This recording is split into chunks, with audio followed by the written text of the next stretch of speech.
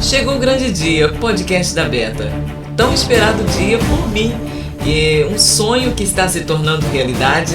E hoje, a partir de hoje, aqui nessa bancada, você vai conhecer a história de pessoas como você, que começou do nada, com uma infância difícil, outros não, mas com certeza você vai se identificar com os meus convidados. Eu quero convidar você também.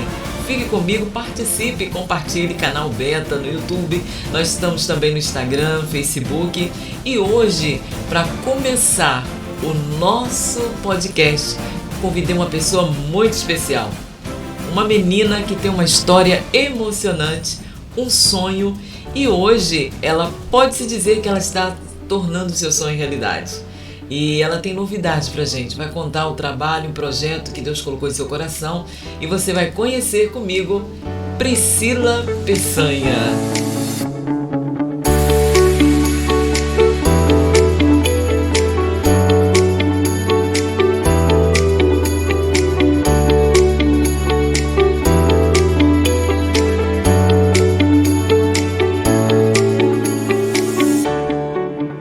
Oi Priscila, tudo bem com você, Priscila? Oi Betânia, tudo bom? Que prazer enorme de estar aqui, né? Inaugurando o canal Beta. Exatamente. Podcast do canal Beta. Eu me sinto feliz com a sua presença e eu escolhi começar com você porque eu sei que você tem uma história linda que não só alguns de Maricá, Priscila é da cidade de Maricá, né Priscila? Sim. Conhecem, mas todo o Brasil conhecer a sua história, o que você tem projetado e o que passa no seu coração.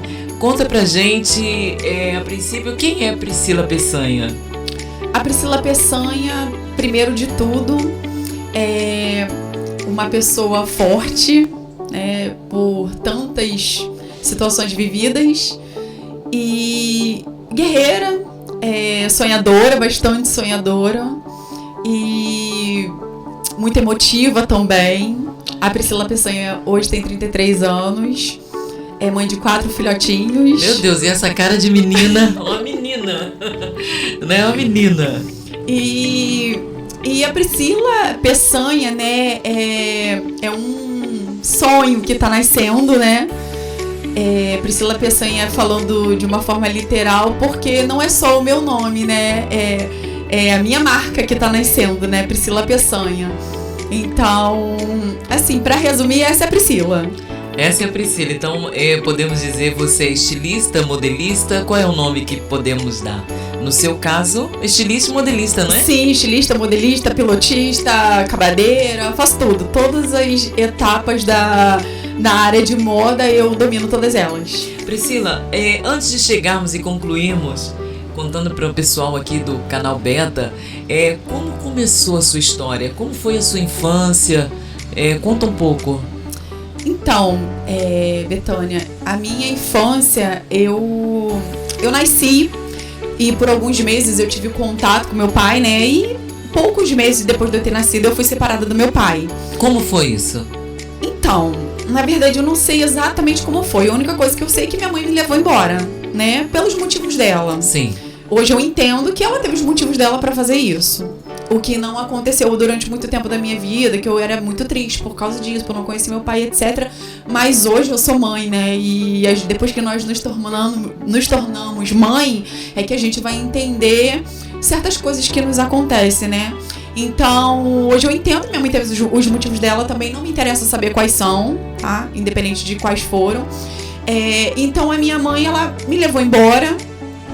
E a partir disso, eu tive uma vida muito difícil. O que talvez fosse diferente se eu estivesse na companhia do meu pai, porque meu pai, de uma certa forma, ele tinha uma condição financeira de me dar uma vida boa. E a minha vida foi totalmente ao contrário disso. Eu passei muita necessidade. Pra você ter uma ideia, na época assim, de mocinha, né, de 8, 9, 10 anos, eu ia pra escola com sacola de mercado nas costas, trocava calçado com a minha irmã, porque a gente só tinha um. Peças íntimas era ganhada pelos outros, roupinhas também. Então, assim, a gente teve uma vida bastante difícil. E Priscila, nesse tempo de 8 para 9 anos, né? Quando foi que você se descobriu ou idealizou que seria uma estilista? Então, nessa época, na verdade, eu ainda não idealizava nada, né? Eu vivia no meu mundo simples, né? De muita dificuldade. Mas assim, eu era uma criança muito feliz de verdade, sabe? Brinquei muito. Coisas que a gente não vê hoje as crianças fazendo, né? Andar descalço, subir em árvore, sabe? Brincar no pasto, correr atrás de bicho. Nossa, brinquei muito. E você tocou num assunto que realmente estávamos até conversando sobre isso antes.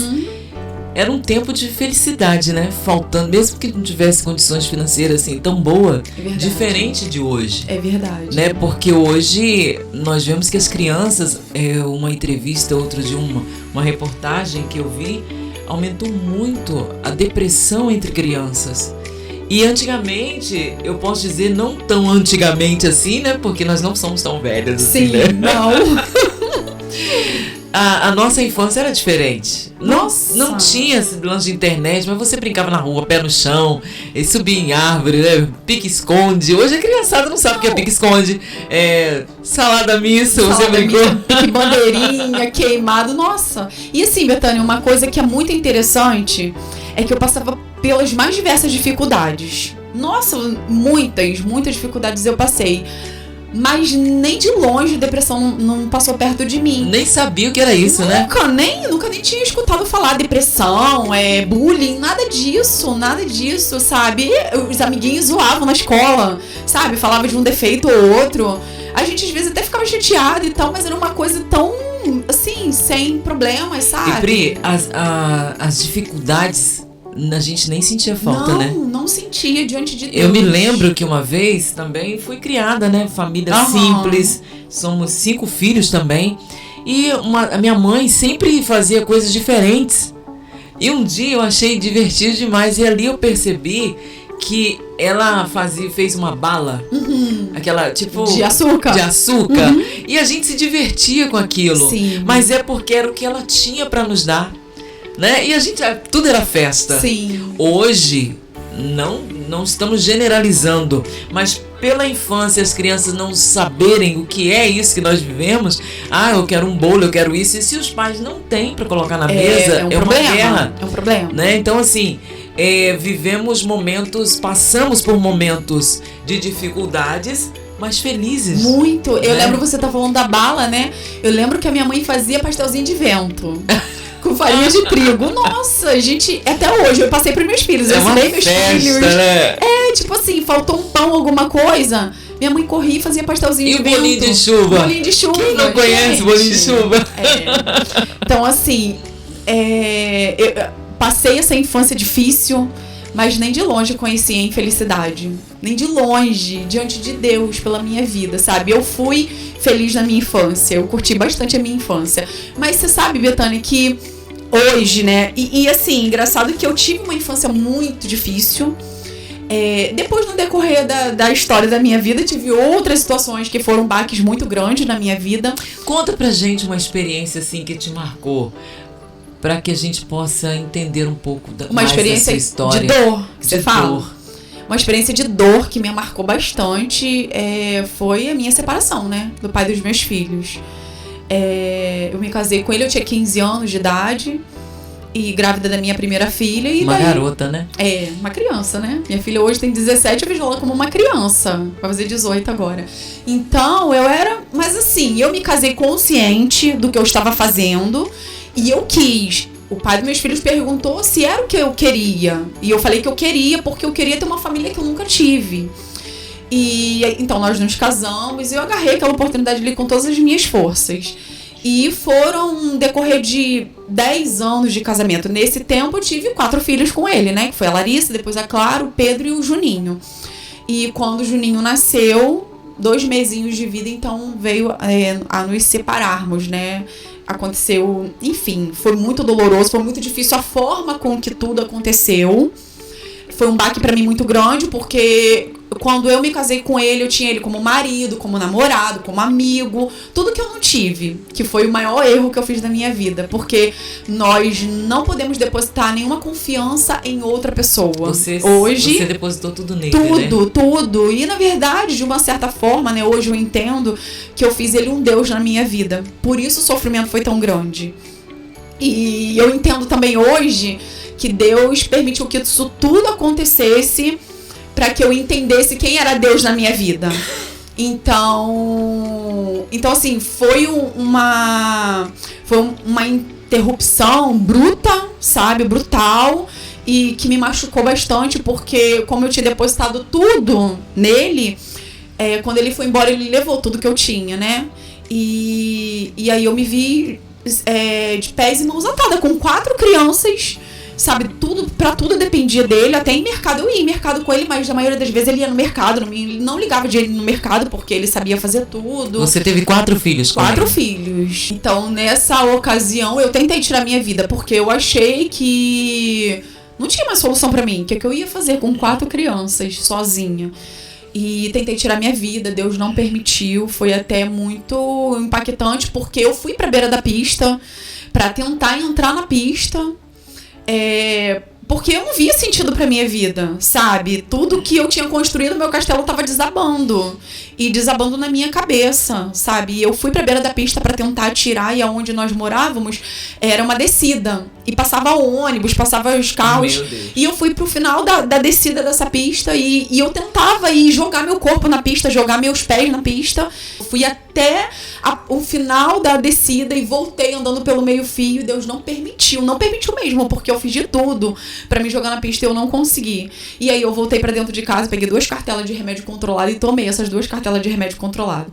Fui parar no hospital, foi feita a lavagem, levei um esporro enorme do médico, que aí falou pra mim que eu não deveria fazer isso, que ele não merecia tudo isso e tal. Voltei pra casa, o que aconteceu? Ele me deixou em casa e foi embora de casa. Tipo, eu já tava bem, voltei do hospital, tava bem, me largou em casa e foi embora. E a partir daí começou meu sofrimento, foi muito grande. Nossa, misericórdia, com 4 crianças, todas muito pequenininhas, né? São 3 anos de diferença mais ou menos de um pro outro. A minha mais velha, acho que tinha 8 anos ou 9, se eu não me engano. E o mais novo, um bebezinho. E o mais novo com 2 meses de vida. E aí foi só sofrimento, eu passei quase 1 ano. Aí eu parei de ir pra igreja. Não porque eu me desviei ou porque me envolvia com outra pessoa de forma nenhuma. E minha vida era só sofrimento, só chorar pelos cantos da casa com os meus filhos entrando em depressão, as professoras da escola me chamando porque as crianças estavam chorando na escola. E o conselho tutelar me ameaçou tirar as crianças de mim, porque o meu filho era muito novinho. Eu não conseguia nem sair de casa para levar ele para tomar vacina, porque eu não conseguia sair de casa. Então, assim, meus filhos iam pra escola de transporte escolar, então eu não saía de casa pra levar e nem buscar eles.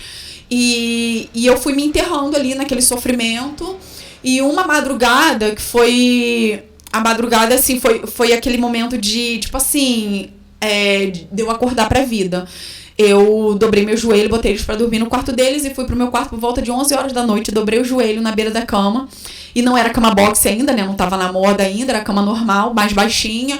E eu dobrei meu joelho na cama, debrucei na cama, joguei meus braços e a cabeça virada de lado, deitada na cama, pra orar.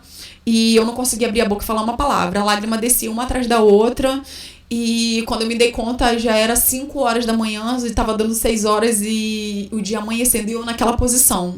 Lágrima jorrando atrás de lágrima e eu não conseguia falar uma palavra. E aí eu tive que cessar aquilo ali porque meus filhos estavam acordando, tinha que ir pra escola.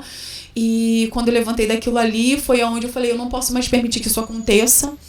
E foi aonde eu dei eu tomei uma decisão na minha vida. Eu vendo minhas filhas entrando em depressão pelos cantos da casa, minha filha mais velha. O meu filhinho mais novo, Pedro, tinha 3 anos e ele me perguntando, sabe, nem sabia falar direito e perguntando por que eu tava chorando, por que eu tava sofrendo. Eu falei, meu Deus, eu não posso mais permitir que isso aconteça.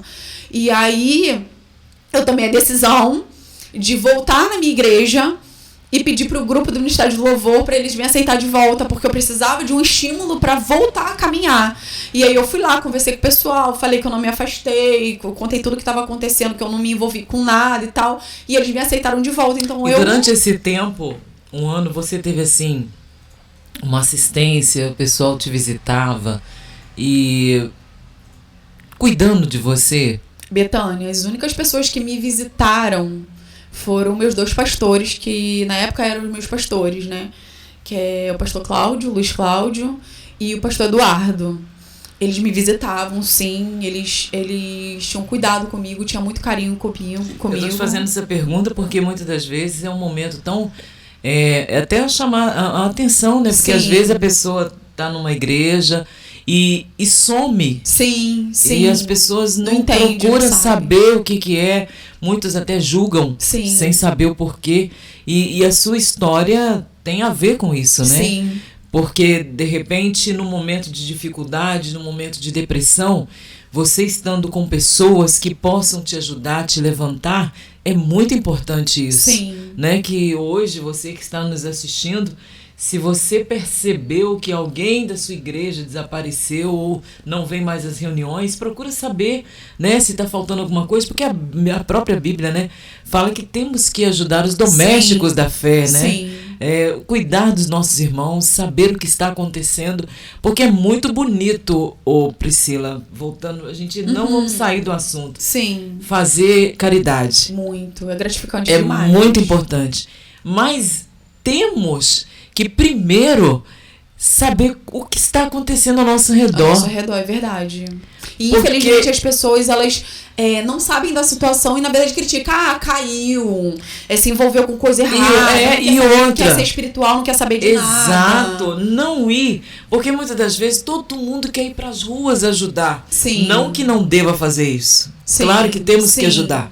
Mas muitas das vezes você sai para ajudar os da rua, mas ao lado da sua casa, lado, é verdade. Até mesmo na sua comunidade, dentro da sua igreja. Verdade. Tem pessoas que mesmo que não falem, mas tá faltando comida na mesa. É verdade. Né? Às vezes você pode dar emprego para alguma pessoa que está desempregada, você tem vaga, pode ajudar a pessoa de várias formas. Comece a ajudar primeiro os que estão ao seu redor. Os de perto, né? E vai depois fazer na rua. É verdade. Não que não tenha que fazer, claro que precisamos.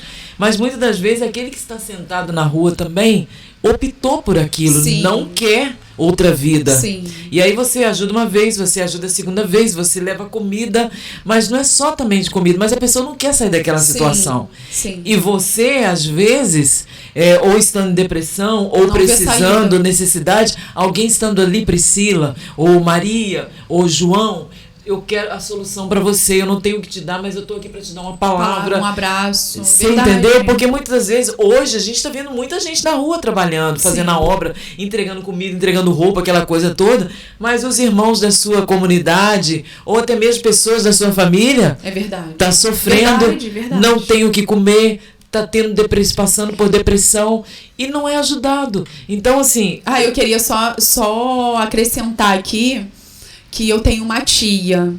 Essa minha tia também, ela foi, assim... excepcional. Nossa, na minha vida nesse momento, sabe? Teve um dia que eu fui... Depois que o pai do meu filho saiu de casa, o Senhor começou a me mostrar o que de fato estava acontecendo.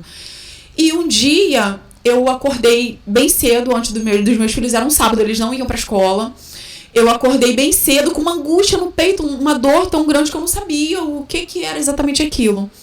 E aí eu desci, minha confecção ficava embaixo da minha casa, eu desci e fui lá pro cantinho das máquinas chorar com a luz apagada e ficar lá chorando porque eu tava sentindo aquela dor no peito. E aí minha tia pediu pra minha prima me ligar e falou assim, Priscila, a Natasha...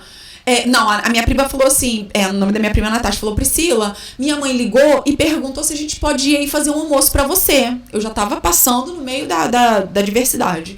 E aí eu falei, eu já tava assim, com os olhos inchados, morrendo de vergonha, mas eu falei assim, pode vir sim. Mas morrendo de vergonha dela chegar, porque eu já tinha chorado baldes de lágrima.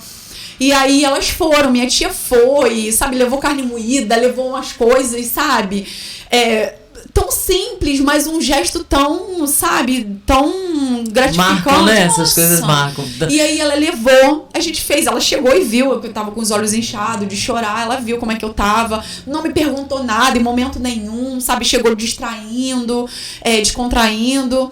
E aí fez aquele almoço, e eu falei, Priscila, vamos comigo lá em casa. Aí me arrastou com as crianças, foi fazer um cachorro quente na casa dela, não me deixou em casa.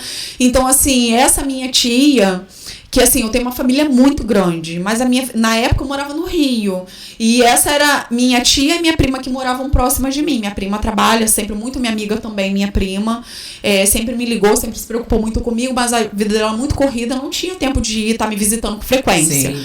Mas essa minha tia, ela me visitava com muita frequência. Ela se preocupava muito comigo. Eu tenho ela pra mim é minha segunda mãe, minha tia Diana. Se estiver me assistindo, tia, um beijo, eu te amo muito, muito. Então, essa minha tia foi, assim, foi essencial na minha vida nesse momento. E depois desse momento que você passou, Pri, quando foi que você se viu nessa profissão ou escolheu que você queria ser uma estilista? Quando foi que você descobriu, mesmo em meio a esse temporal, essa tempestade? Então, na verdade, você tinha até me perguntado, né, na minha fase de infância, quando foi que eu me descobri.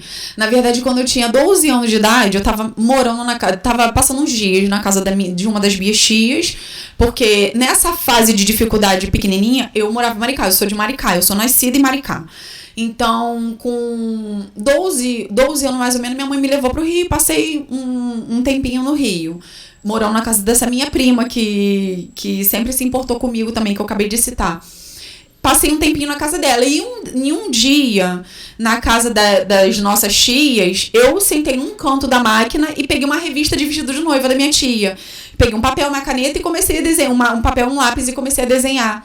E eu comecei a reproduzir na folha o desenho que eu tava vendo. E quando eu acabei, eu vi que eu tinha reproduzido o vestido de noiva e mais o fundo da imagem naquele papel. E aí eu olhei para aquele papel e eu ouvi como se alguém tivesse soprado no meu ouvido. E eu falei num tom mais alto, né? Eu falei assim, um dia eu vou ser uma estilista, mas eu não sabia o que era ser estilista. E eu achei até que ninguém tinha escutado o que eu falei. Um dia na entrevista com o meu pastor, né, Diogo, ele me fez essa pergunta e eu falei assim, ele perguntou, Priscila, quem escutou? Eu falei assim, pastor, ninguém escutou. Quando a minha tia viu a entrevista, ela falou, você tá enganado, eu ouvi. Olha. Que você falou que queria ser estilista, eu ouvi. Eu tava perto da máquina e eu ouvi. Então a minha tia escutou eu falando isso. Só que eu nem sabia que ela tinha escutado. E então aquilo ficou guardado no meu coração. Minha família é toda de costureira, né? Minhas tias, meu tio também, que é o único homem, filho da minha avó, arranha um pouquinho na costura. Então, assim, a gente costuma dizer, né, que a costura tá na veia da gente, né? Tá no sangue. Então, só que o que acontece? Eu coloquei no meu coração que eu seria uma estilista e que eu nunca iria sentar numa máquina pra costurar. Por quê? Porque minha família não teve ninguém rico. Teve umas pessoas com uma condiçãozinha melhor do que as outras, mas ninguém nunca foi rico, assim, sabe? E pela dificuldade que eu via minhas tias passando pra criar os filhos dela em cima da máquina, eu achei que se eu sentasse na máquina também, que eu não iria sair nunca mais da máquina. E eu não queria ser costureira, eu queria ser estilista. Então, eu fiquei com isso no meu coração. Só que os planos de Deus, eles são diferentes dos nossos. Exatamente. Né? E então, eu ainda era casada com o pai dos meus filhos, né? E tava nem perto, né, de eu me separar dele, nada disso. A gente morava numa comunidade, lá ali no Rio, né? Numa invasão, na verdade. E aí me surgiu uma oportunidade de eu começar a trabalhar na área de costura para ajudar, né, dentro de casa. E aí eu comecei a trabalhar da forma mais simples, que foi na máquina overlock, para quem conhece, né, overlock é a máquina que faz acabamento, não é a máquina principal. Então eu comecei a trabalhar nessa máquina. E com isso, eu fui pegando, né, e aí eu comecei a trabalhar na máquina principal, fazendo uma coisinha ou outra, fui pegando o ritmo. E um belo dia, e nesse lugar que eu fui prestar esse serviço, né, essa minha tia, que foi crucial nesse momento de sofrimento que eu passei, ela que me chamou para trabalhar lá. E aí um dia nós fomos trabalhar, chegando lá, não tinha serviço. Ela falou, Priscila, vamos lá em casa. Aí eu fui pra casa dela pra gente tomar um café. Aí a gente tava na casa dela, chegou uma moça que dava costura pra ela, um outro serviço, né? Tinha uma pessoa que distribuía serviço e ela pegava também. E aí essa moça me viu na casa dela e falou assim, Priscila, Não, ela falou assim, nossa, Diana, quem é essa menina? Aí ela falou assim, minha sobrinha, Priscila. Ela, Priscila, vamos costurar pra mim. Aí eu falei assim, aí eu olhei pra cara da minha tia e falei assim, mas eu não sei costurar. Ela, como que não sabe? Todo mundo na tua família, você tem hits? Eu falei, tem. Ela falou, então sabe costurar sim. Aí, porque a minha família é hits, né? Todas as minhas tias e primas. E ela falou assim, vou fazer o seguinte com você. Eu vou deixar duas máquinas com você, que era a principal e a de acabamento, né? Vou deixar 2 máquinas com você, você trabalha e me paga, eu te dou o serviço, você paga as máquinas com o teu serviço, e aí você trabalha pra mim. Eu olhei pra cara da minha tia sem entender nada, porque ela não conhecia meu trabalho, na verdade eu nem sabia costurar direito ainda. Aceitou o desafio. Eu falei, vambora! E aí ela levou as máquinas pra minha casa, me deu o serviço, a costura não era fácil que ela me deu pra fazer, mas como o dom tá no sangue, né, eu consegui tirar de letra. Só que eu não era tão rápida, né? Eu tava começando, eu era bem lenta, bem mais lenta que minhas tias. E aí, no meio do caminho, a mulher desistiu. Não quis mais que eu trabalhasse pra ela, porque eu tava muito devagar. Eu não ia acabar de pagar as máquinas dela nunca, porque eu era muito mais... Só que... Aí, nesse nível, eu já tinha tomado gosto pelo trabalho. E aí, ela levou as máquinas e eu fiquei muito triste. Acho que era só mesmo pra você dar início. Né? É verdade. Entender que, como você falou, você já sabia no mundo espiritual, né? Já foi a sua escolha e aquilo que Deus tinha pra tua vida, né? Na área profissional. Sim. Então, tinha que dar um start, um começo, né? Isso. E ela foi o começo pra você. E aí o pai dos meus filhos viu que eu tava ganhando dinheiro, né? Assim, tava entrando dinheiro naquele trabalho ali. E eu também fiquei muito triste, porque eu já tinha pego gosto, eu ficava em casa, eu não trabalhava fora, então era uma distração pra mim. E aí ele comprou as minhas 2 primeiras máquinas, que foi uma reta e uma 5 fios, né? Nem overlock, 5 fios, uma que faz um trabalho até a mais. E aí eu comecei, tem 12 anos que no caso, nós compramos as minhas primeiras máquinas. E aí, desde então, eu peguei, né, o ritmo da costura e fui me aperfeiçoando. Daí eu comecei a bater cabeça, fui atrás de costura, fui pra Copacabana, morava na Pavuna. Ia pra Copacabana buscar costura, e era aquele sofrimento que costureira sabe, que tem que carregar bolsa pesada, no sol quente. E aí começou a minha jornada de treinamento, né? E quando você com certeza pequena começou a desenhar. E aí quando você começou a fazer os seus modelos? Quando?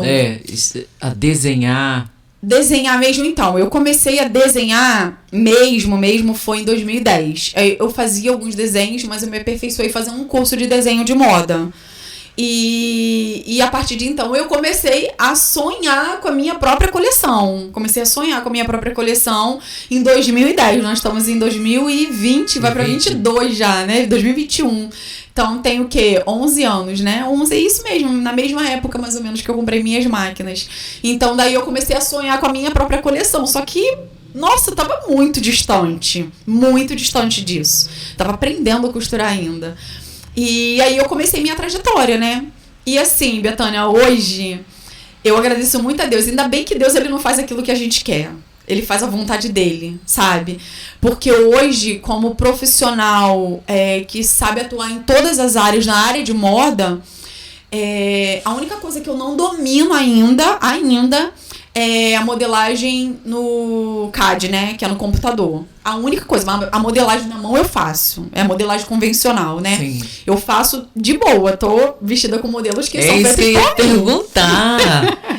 Esse blazer feito por você. Por mim. Criado, sua criação. Isso. E você vai conhecer a coleção. E tem um nome a coleção também, não tem? É a coleção Chloe. Chloe. Você Isso. vai conhecer as peças dessa coleção que essa moça desenhou. Isso. E, Priscila, você se sente realizada hoje? Eu me sinto, Betânia. Nossa, assim...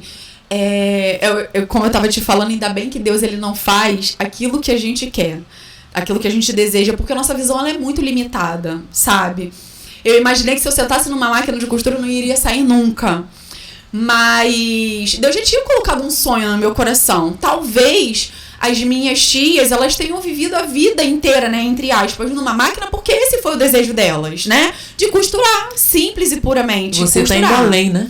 Porque o desejo do meu coração, na verdade, sempre foi ser estilista, mas eu sentar na máquina não me travou, não me paralisou, muito pelo contrário, me acrescentou demais. Incentivou mais ainda isso, a porque continuar. O que eu entendo hoje, qual foi a importância de eu ter aprendido passo a passo de todas as etapas. Assim, hoje, eu posso falar com propriedade porque eu domino essa área, sabe? De desenhar, de modelar, de cortar, de costurar, de fazer tudo. Então eu posso falar com muita propriedade. Eu acho que o verdadeiro estilista, isso eu falo sem medo, não tem problema. Se as pessoas quiserem me criticar porque eu tô falando, não me importo, porque eu sei do que eu tô falando. Pra mim, o verdadeiro estilista é aquele que sabe fazer um pouquinho de cada coisa. Por quê? Porque o estilista que ele sabe um pouco de modelagem, um pouco de costura, um pouco de corte, ele já projeta a peça sabendo como ela vai ser produzida, como ela vai ser desenvolvida, entendeu? Então, assim, é diferente de um estilista que ele não sabe os processos, ele não sabe como que faz uma modelagem, como que faz uma costura, não sabe como que faz um acabamento, como que faz um corte.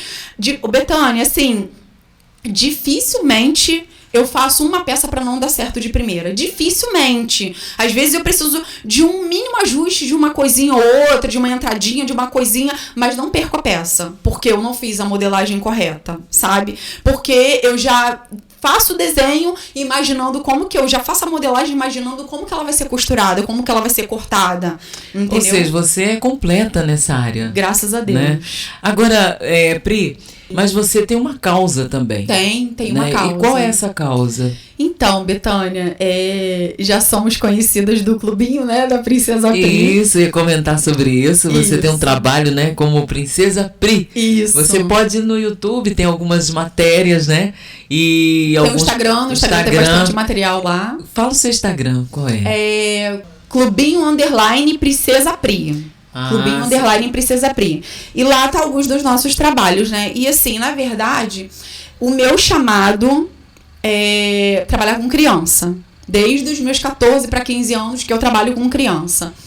E alguns anos atrás, pouquinhos anos atrás, o Senhor de fato me entregou, né, a revelação de como que eu trabalharia, ou no caso hoje é vestida de princesa, né? Tem todo um contexto. Princesa, porque é filha do rei, e a minha missão é levar as crianças pro reino do nosso Pai, né? Porque a nossa trajetória não termina aqui, ela é daqui pra eternidade. Então essa é a minha missão. E eu sempre falei pra todos que eu tive a oportunidade que eu quero que o meu empenho do meu trabalho, da minha marca, é para que ela cresça, para que eu consiga injetar investimentos no meu ministério, sabe? Injetar recursos no meu ministério para poder desenvolver o meu chamado, aquilo que Deus colocou nas minhas mãos. Porque você fala assim, mas você não pode fazer sem dinheiro? Posso, mas é muito mais difícil, né? Às vezes você quer comprar um presente para dar para as crianças, é difícil demais, as pessoas não ajudam, não colaboram. E tudo hoje, né, precisando tudo é dinheiro. De dinheiro, porque não basta ter apenas um sonho, você pode começar, sim, mas vai faltar dinheiro. Sim, então, vai faltar. E ninguém faz sucesso sozinho, né? Não, andorinha não faz verão sozinha, né? Exato. Então, assim, eu tenho que fazer roupa, e meus filhos, eles fazem parte do clubinho da Princesa Pri, então eu tenho que fazer roupa pra mim, fazer roupa pra eles, e aí tem que estar sempre trocando de material. Por exemplo, eu uso uma coroa, de vez em quando eu tenho que trocar porque quebra a coroa, sabe? Tem que comprar lacinhos. Aí você fala assim, mas isso é uma bobeira. Não é bobeira. Por quê? Porque criança, você prende ela visualmente. Então, eu estar caracterizada de princesa, Betânia não tem noção de como isso prende as crianças. Eu já tive oportunidade de estar com meninos. Aí fala assim, princesa só pra menina? Não. Princesa chama a atenção de meninos também. Eu já tive a oportunidade, 2 ocasiões que assim, me marcaram muito. Que foi um bebezinho de 1 ano, que nem sabia andar direito, 1 ano e pouquinho, ia fazer 2 anos. Eu vestida de princesa em um local, e ele agarrou na mão do pai dele pra ficar andando atrás de mim, porque eu tava vestida de princesa. Uma criança que nem sabia falar, sabe? Porque eu tava vestida de princesa. Em outra ocasião, um garotinho de 3 anos, eu fui dar uma palestra na praça de Maricá, e aí juntou algumas crianças e um garotinho, o nome dele é Enzo. Ele, quando me viu vestida de princesa, ele ficou agarrado comigo o tempo todo. Pra onde eu ia, ele tava comigo, eu sentava pra contar a historinha, ele sentava no meu colo. E na hora de nos despedirmos, a mãe dele pegou ele do meu colo, porque ele não queria ir com a mãe dele. E ele começou a chorar e falou, eu quero pincheja, quero ir pro castelo com a pincheja, chorando de se acabar. Então, assim, isso é algo que chama a atenção das crianças para eu conseguir transmitir para elas a mensagem que eu devo transmitir a partir do Senhor, a partir do Espírito Santo. Então, Tudo isso gera custos, e às vezes para ir num lugar determinado eu preciso de uma passagem, de um lanche para levar meus filhos, eles vão comigo. Então, e eu quero ir muito além disso, Betânia. Tá nascendo projeto no meu coração. E eu não quero só ser uma atração visual para as crianças. Eu quero cumprir de fato o meu chamado. E o que é o meu chamado? O meu chamado é acolher crianças, sabe? Além das brincadeiras, além dos presentes, eu trazer como é que eu posso dizer? Um conforto para essas crianças, sabe? Doar roupa, doar calçado, doar brinquedo. E agora nós estaremos iniciando, a princípio, eu não vou falar do grande projeto agora, que é algo que vai ficar guardadinho, mas tem um projeto mega gigante que o Senhor já colocou no meu coração, mas nós iniciaremos com uma ONG. A ONG ainda não tem nome, está sendo trabalhada ainda, mas eu quero partir dessas apresentações, já estamos partindo dessas apresentações vestida de princesa para uma ONG. E o que uma ONG faz? A ONG, ela faz um trabalho, ela é uma continuação do governo, né? Aonde o governo não alcança, as ONGs ela alcança. Ela vai indo em lugares que não é possível, assim, o governo atender todas as áreas, todas as coisas. Então a ONG ela vai dando essa ajuda, né, pro governo. Agora, Pri, tudo vai se encaixando, né? Isso. Porque você tem uma profissão belíssima e através da sua profissão, né, como estilista. Isso. E muito em breve vai ter um desfile, né, para que todos conheçam a sua marca, as suas roupas. E as pessoas que vão estar participando, adquirindo, lojistas, ou até mesmo quem desejar comprar uma roupa desenhada por você, vai estar ajudando todo esse projeto que você tem levantado e desenhado, não é isso? Isso. A princípio, nós estaremos fazendo um trabalho com crianças de rua, tá? Levando materialzinho de higiene. E além do materialzinho de higiene, é dar um abraço naquelas crianças. É isso que eu quero. Eu quero esse contato com as crianças. Sabe, nós estaremos realizando breve, né, o trabalho aqui, né, da Princesa Pri. Mas eu quero ir além disso. Eu não quero ficar por trás de um microfone, por trás de uma câmera. Eu quero ter contato com as crianças. Eu quero poder tirar um sorriso, tirar no bom sentido, né? O sorriso do rosto de uma criança que parece que não tem mais esperança pra vida, sabe?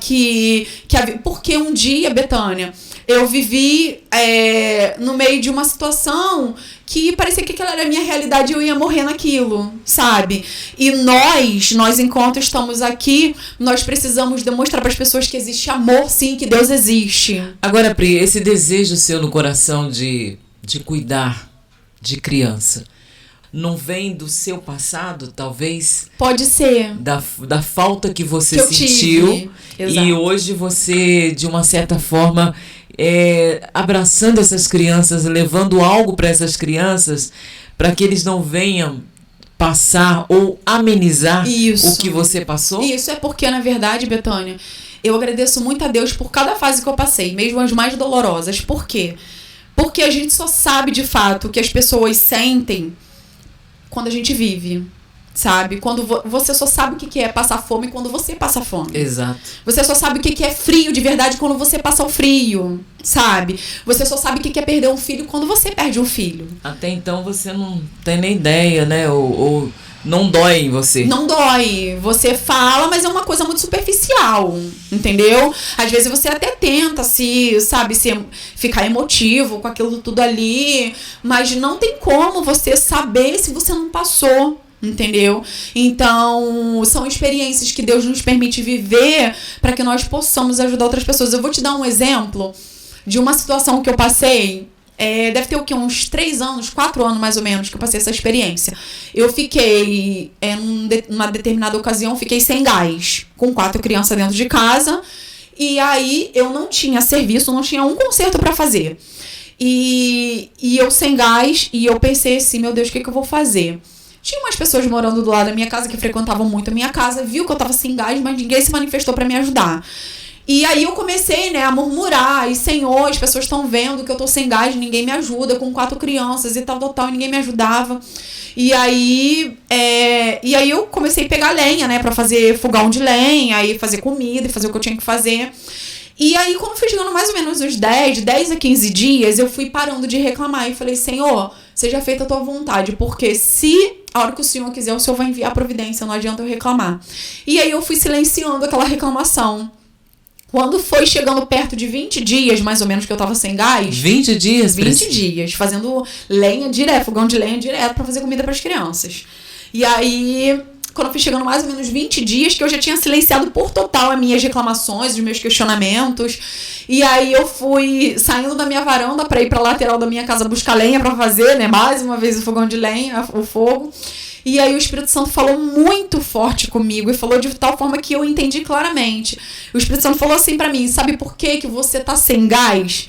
Porque é pra você sentir na pele o que é ficar sem gás. E quando você chegar onde eu vou te colocar e alguém precisar de um gás, você ter sentido na pele o que é ficar sem gás. Betânia, 2, 3 dias depois o Senhor enviou recursos e eu comprei o gás. Então, e foi uma experiência assim, eu tive tantas outras experiências, mas foi uma experiência que me marcou em vários aspectos. Eu senti na pele o que é ficar sem gás. Foi o que o Espírito Santo falou comigo. Outra é que quando a gente murmura, a gente não ouve a voz do Espírito Santo. E toda a situação que a gente vive é para nos ensinar algo. E às vezes a gente reclama tanto que acha culpado para tudo e a gente não retira, não extrai a pérola que vai adornar o nosso pescoço, sabe? Então, assim, essas foram lições que ficaram para mim. E é lições que ficam na minha vida até hoje. Toda e qualquer situação difícil que eu vivo, eu entendo como que aquilo ali é uma ostra.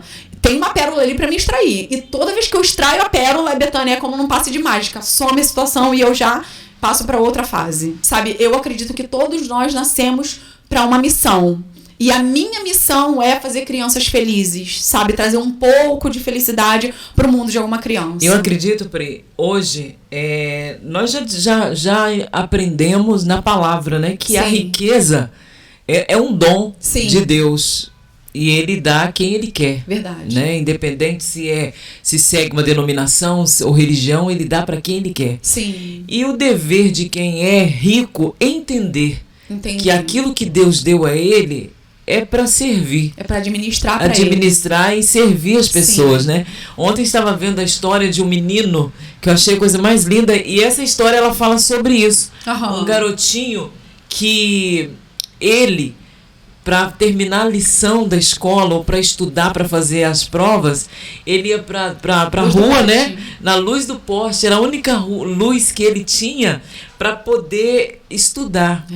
E um grande empresário assistiu essa matéria e ele se comoveu porque a infância dele também foi dolorosa. Uhum. Então ele procurou aquela criança, né? Ajudou o menino e deu uma casa e deu uma oportunidade de ganho para a mãe dele. Olha, ou melhor, ele não entregou dinheiro na mão. Sim. Ele deu oportunidade para aquela família se erguer sozinha, Sim. que é o que eles precisavam, Sim. de um apoio. Ele deu uma casa para o menino e uma oportunidade de emprego para a mãe, e hoje a família vive tranquila. Graças a Deus. Se hoje, Priscila, empresários do Brasil todo, do mundo inteiro, tivesse essa iniciativa de ajudar aqueles que estão começando, é como você falou, eu não quero doação, eu não quero dinheiro. Não é dinheiro que precisamos ou que as pessoas querem. É um coração disposto, um braço. Porque quantos projetos estão na gaveta? Sim. Quantas pessoas têm sonhos, Sim. querem realizar, mas falta o principal, que é o recurso. Sim. Né? Ontem mesmo nós aprendemos que o dinheiro não é nosso Senhor. Não. O dinheiro não pode ser o nosso Senhor. Nós precisamos dele, sim, para nós dominarmos ele, sim, não ele nos dominar. Exatamente. Então, assim, se cada empresário, se cada um que Deus deu a oportunidade, o privilégio de ser rico, procurar pequenas pessoas que estão começando com sonhos, empreendedores. Sim. Olha, eu vou te ajudar, não vou te dar dinheiro, mas eu vou te dar Vou comprar uma quantidade de peças. Isso Nossa, para que você levante. Eu acredito que nosso mundo seria bem diferente. Com certeza. Porque não é só o Brasil que passa por isso, né? O mundo com inteiro. Certeza. Então, que sirva de alerta também para empresários que estejam nos assistindo. Você que, hoje em dia, nós temos visto também no meio dos empresários quantas histórias de depressão, é verdade, de não saber o que fazer com dinheiro. Com tanto dinheiro, é verdade. Tanto dinheiro. E, ao contraste, quantas crianças na rua, quantas famílias precisando de um suporte, E né? é tão gratificante quando você ajuda uma pessoa. Um pouquinho que você parece faz, que quem né? tá ganhando é a gente, de verdade. Exatamente. É um privilégio que Deus te deu também, né, Pri? Nossa, de ter um trabalho, ter uma ideia, através dessa ideia, poder proporcionar para crianças momentos maravilhosos, né? Isso. E eu tenho certeza que vai dar tudo certo. Vai sim, em nome de Jesus, já deu. Eu tenho certeza disso. E o sonho não é meu, sabe, Betânia? Eu acredito que nós não somos deste mundo. Então, nós não temos que nos apegar com nada aqui, porque nós estamos aqui apenas de passagem. Eu ouvi uma coisa e eu achei muito interessante.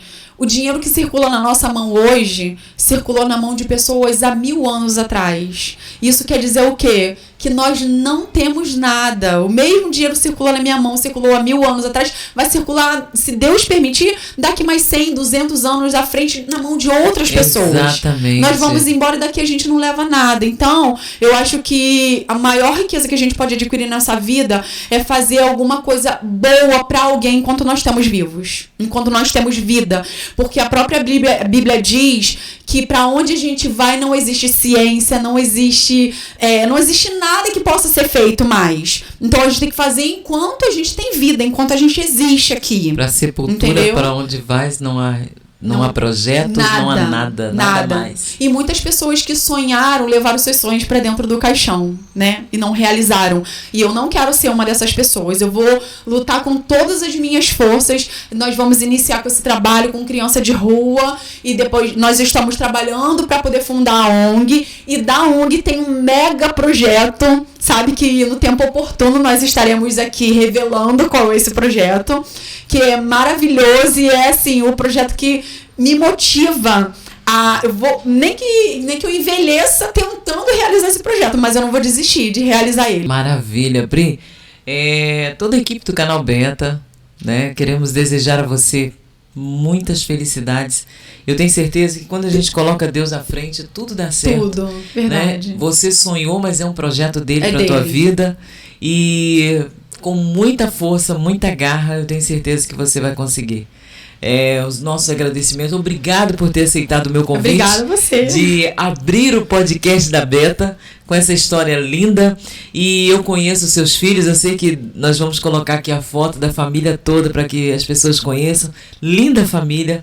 Parabéns pela mãe que você se tornou. Obrigada. Né? Que em meio a tanto sofrimento, tantos problemas, você conseguiu. E hoje quem conhece você, quem vê os seus filhos trabalhando na casa do Senhor, é a coisa mais linda. É verdade. Né? Desde o Davi até a mais velha. Né?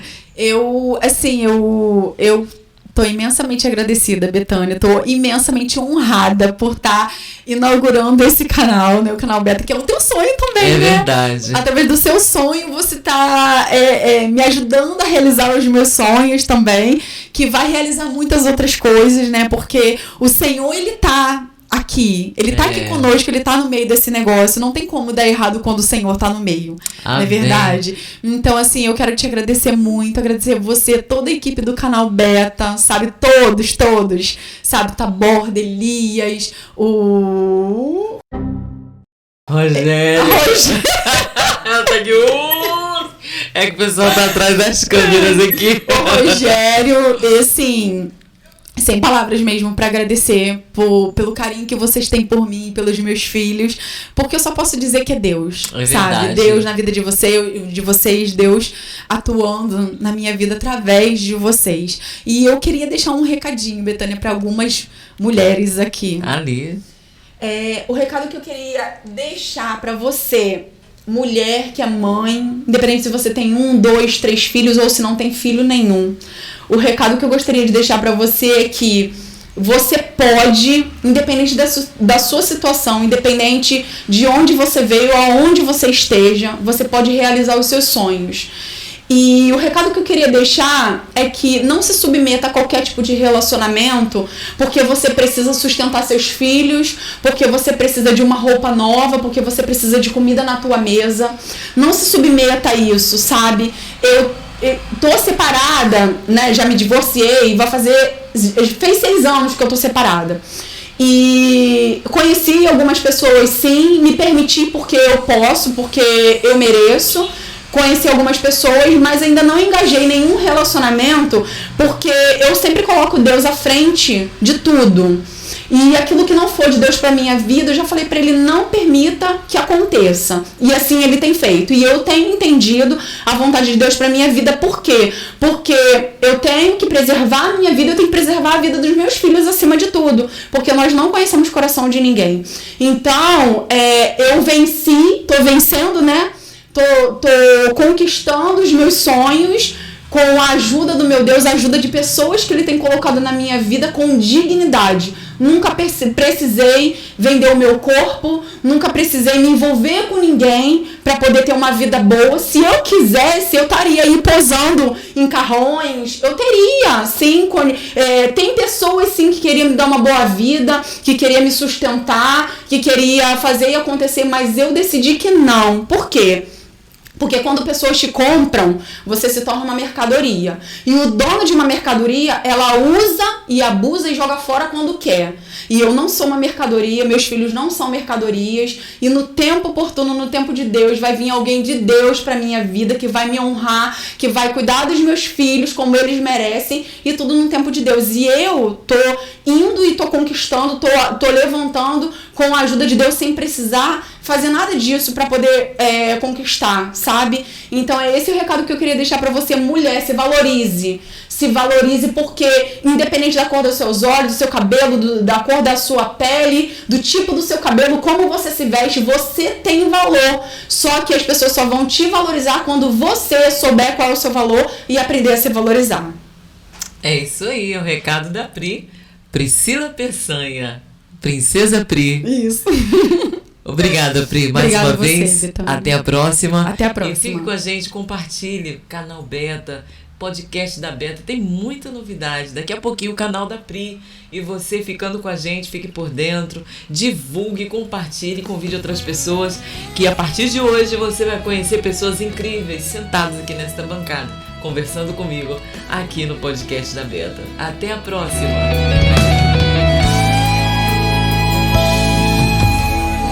Quando você sonha no que Deus pode fazer,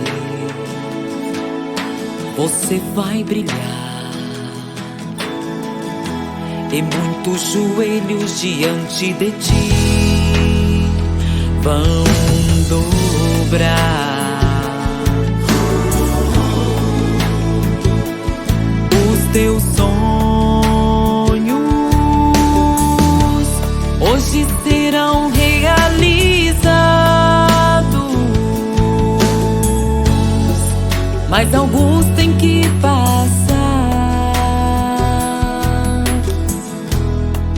pelo que José passou.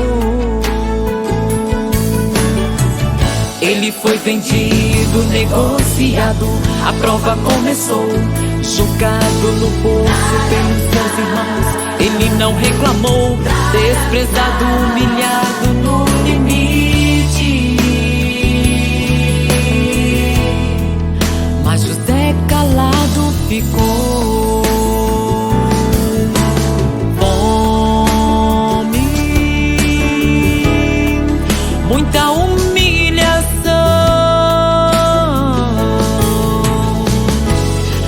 a chamada de José.